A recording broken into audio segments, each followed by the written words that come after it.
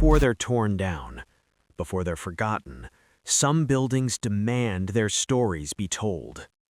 This is Crownsville Hospital, 500 acres of Maryland history most people have never heard of.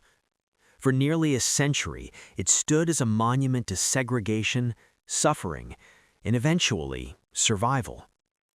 This is the story of America's first documentary about a Jim Crow-era asylum for Black patients, and it's a story told by the walls themselves. In 2010, filmmaker R. Todd Stevens walked into these ruins with a camera and a question: what happens when the evidence of history is about to vanish? Crownsville wasn't just abandoned, it was archaeological. Every ward, every rusted bed frame, every unmarked grave, evidence from an era America would rather forget. For 5 years, Stevens documented what remained. But Crownsville held a deeper horror. In 1910, the Maryland General Assembly decided Black patients could not be treated alongside white patients, so they passed an act to build a separate asylum, somewhere out of sight.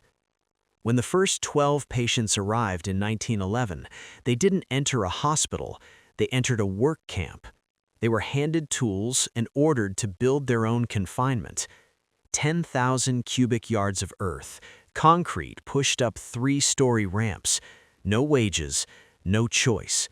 It was called the Hospital for the Negro Insane of Maryland. By the 1940s, Crownsville was 30% over capacity.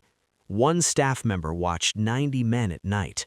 Patients were found unclothed because there weren't enough clothes to give.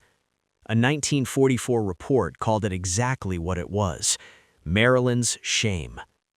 But statistics don't haunt us. Names do. Elsie Lax, daughter of Henrietta Lax, whose cells transformed modern medicine, was sent here at age 10. She died at 15, in a place where nearly 100 patients shared a single bathtub, where tuberculosis spread unchecked. 1,600 people are buried on these grounds, most beneath numbers, not names. Change came slowly. In 1948, the first Black staff were hired. In 1963, the adult wards finally integrated. In 1964, Dr. George Mackenzie Phillips became the first Black superintendent. So how do you tell a story when the footage doesn't exist, when the worst happened behind closed doors? Stevens made a choice: animation. Not to soften the past, but to reconstruct what cameras never captured. He layered past and present. He turned buildings into witnesses. In 2004, Crownsville closed after 93 years. The buildings began to decay, but memory does not rot quietly. Today, the grounds are becoming a memorial park, not a cover-up, but a reckoning. Stevens' film is more than a documentary. It's a rescue mission. 1,600 souls, one forgotten hospital, and a story that finally has been told. Because some buildings don't just fall, they testify.